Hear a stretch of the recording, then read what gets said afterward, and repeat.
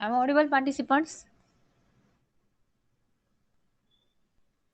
Yes, ma'am. Okay.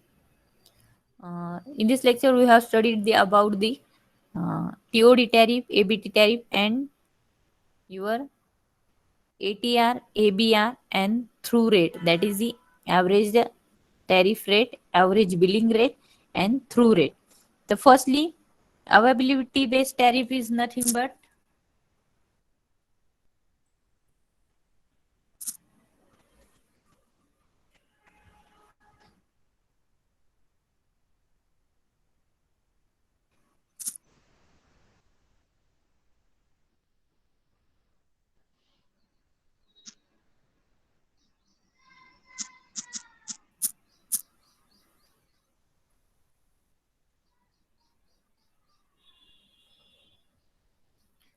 availability based tariff is the frequency based pricing mechanism applicable in India. That means the availability based tariff determine the frequency rate of your consumer, and according to that, consumer either pays the incentive or penalty, or either mm, it is not paid to maintain the stability of your system, that is the power system.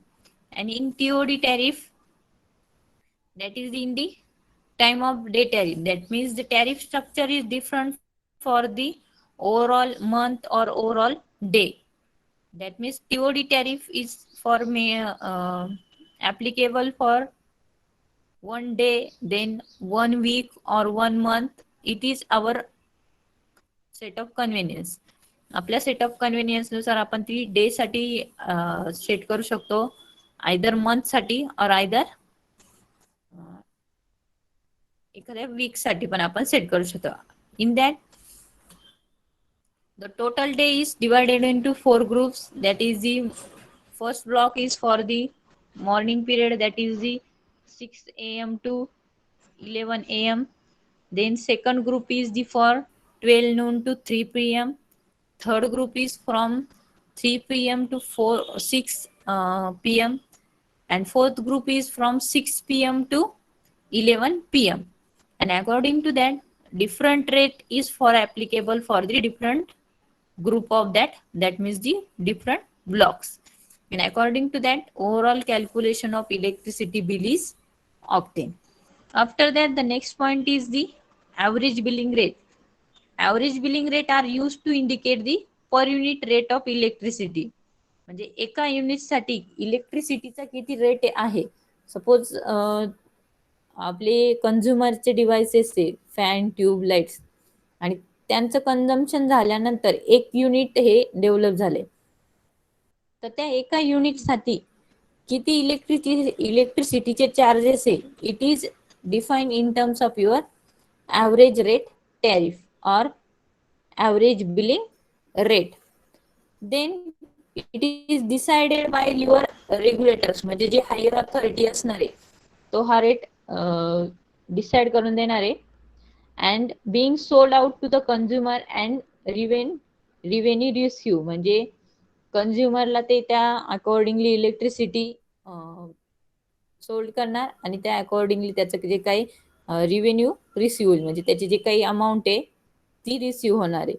It is measured in rupees per unit. आपण जे पण जेवढे टॅरिफचे calculation आहे ते rupees per unit हे अकॉर्डिंगलीच calculate करतो.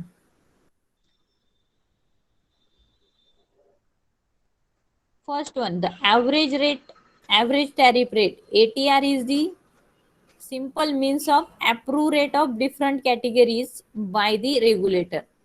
म्हणजे जे काही डिफरंट कॅटेगरीज आहेत त्या हायर ऑथॉरिटीकडनं सॅटिस्फाय होणार, आणि it is under the average tariff rate. Secondly, average billing rate. ABR is the simple mean of per unit rate of consumer for the different categories. ABR हे सगळ्यांनी लक्षात ठेवा. ABR, that is the average billing rate, is nothing but per unit rate of consumer. Per unit rate of consumer. Then the through rate. Through rate is the used to indicate the per unit rate at which revenue is realized. म्हणजे पर युनिटचाच rate याच्यामध्ये पण applicable होणार आहे, but actually input किती एनर्जीचा आणि त्याच्या through किती revenue realise झालाय म्हणजे किती इन्कम आलेला आहे ते कॅल्क्युलेट केलं जातं थ्रू रेटवरनं. मग त्याचा फॉर्म्युला आहे through rate is equal to revenue realized divided by input energy. Clear? Then ABR is also calculated by using the current assessment divided by bill energy. Current assessment म्हणजे किती currently जी energy consume केली जाते according to your losses 80 aggregated technical and commercial losses हे consider केले जातात आणि after that average billing rate is find out by using current assessment divided by bill energy म्हणजे किती एनर्जीचं इनपुट आहे ते डिवाइड केलं जातं. These are the some types or the specific tariff under the your power system. Then next part is the aggregate revenue requirement AAR. Full form विचारला जाऊ शकतो पेपरला 100%. AAR capital A capital R and again R aggregate revenue requirement.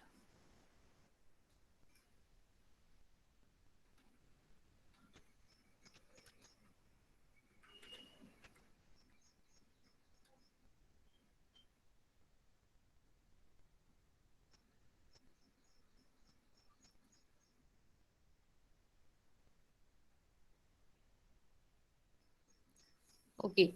Firstly, it is under again the some tariff rate. That means the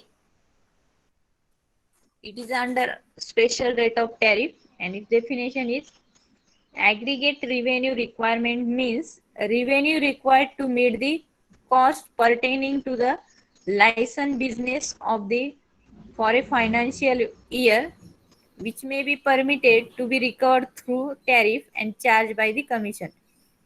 म्हणजे त्याचे आपल्याला एखादा business plan करायचा आहे आणि त्या बिझनेस मध्ये लायसन्स म्हणजे लायसन्स ऑप्टेन करण्यासाठीचा जो काही तुम्हाला तिथे रेट लागणार आहे तर तो अंडर येतो ऍग्रिगेट रिव्हेन्यू रिक्वायरमेंट मध्ये.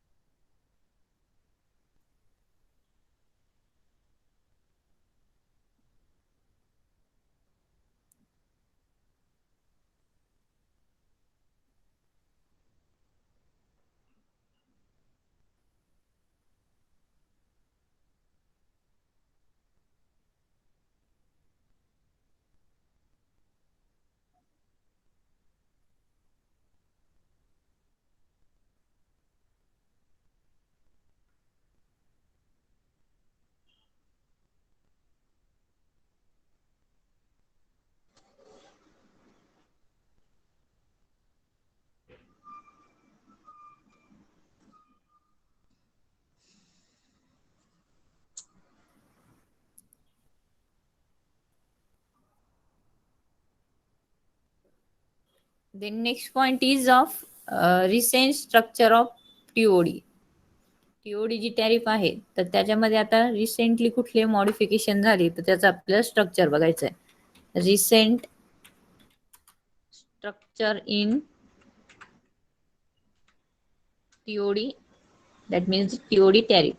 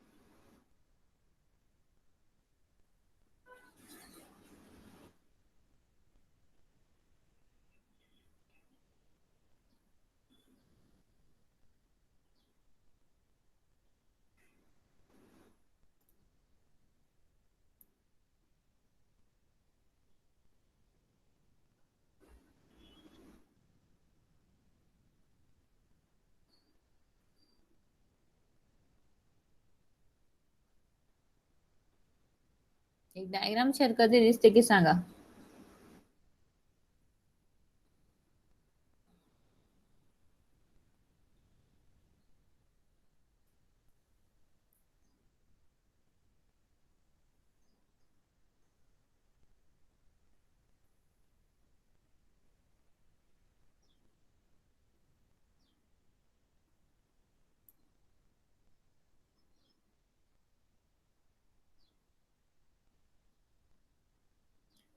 पार्टिसिपंट डायग्राम दिसते.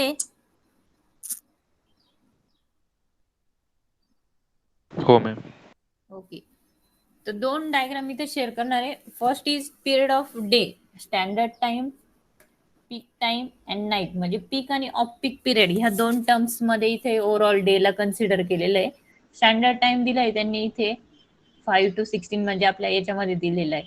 12 नंतर आपण 13-14 घेतो त्या टाइम पिरियड मध्ये. First one standard time operating period 5 पासून जो पुढे होतो, 100% ऑफ दी बेस प्राइस, म्हणजे बेस प्राइसच्या 100% जे चार्जेस अप्लिकेबल होतील ते इथे अप्लाय होणार आहे.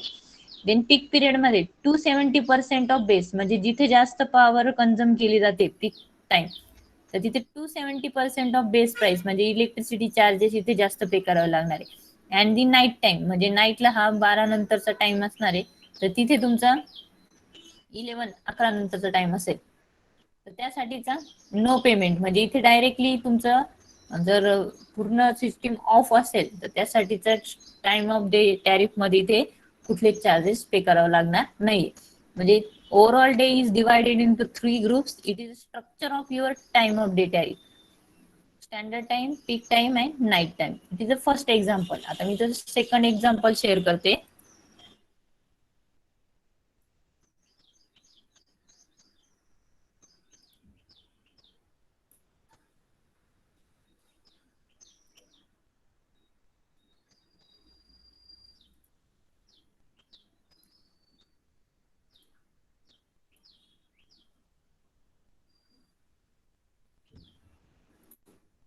दिसतोय चार्ट स्टुडंट्स? पार्टिसिपंट चार्ट दिसतोय का? Yes ma'am. Okay. Again, this one is again divided into from 1 to 24. म्हणजे 1 डे ला 1 पासून 24 हवर्स मध्ये, फर्स्ट हवर टू 24 हवर्स मध्ये डिवायडेशन आहे. आणि इथे टॅरिफचे रेट दिलेले 15 rupees per 30, 45 rupees. Then first group of peak period from 1 hour to 4 to 5 hours, म्हणजे मॉर्निंगचे जे 1 to 4 हवर्स असणार आहे तो ऑफ पीक पिरियड कन्सिडर केलाय. त्या पुढचा पिरियड हा सोल्डर्ससाठी ऍप्लिकेबल आहे. त्यानंतर 8 to 17, 18 हवर्स पर्यंत हा जो रेड लाईन दिसतोय, it is on the on peak, म्हणजे इथे इलेक्ट्रिसिटीचं जे काही डिमांड आहे ते जास्त पे करावं लागणार, आणि त्यासाठीचा इलेक्ट्रिसिटीचा चार्जेसचा रेट पण इथे 45 रुपीज पेक्षा जास्त घेतलेला आहे इथे. मग हे 45 पैसा असू शकतं किंवा रुपीज असू शकतं, जनरली रुपीजच. आणि ऑफ पीक पिरियड साठी सेम दिलेला आहे. म्हणजे ओव्हरऑल कन्क्लुजन काय दोन्ही डायग्राम वरनं, whenever there is a on peak, म्हणजे पीक पिरियड असेल ते इलेक्ट्रिसिटीचं बिल जास्त पे करावं लागतं, आणि ऑफ पीक पिरियड असेल ते इलेक्ट्रिसिटीचं बिल कमी पे करावं लागतं. That means in theory, whenever there is a less consumption of electricity, then tariff rate is also less, and whenever the electric consumption is high, then tariff rate is also high for that high peak consumption. Clear?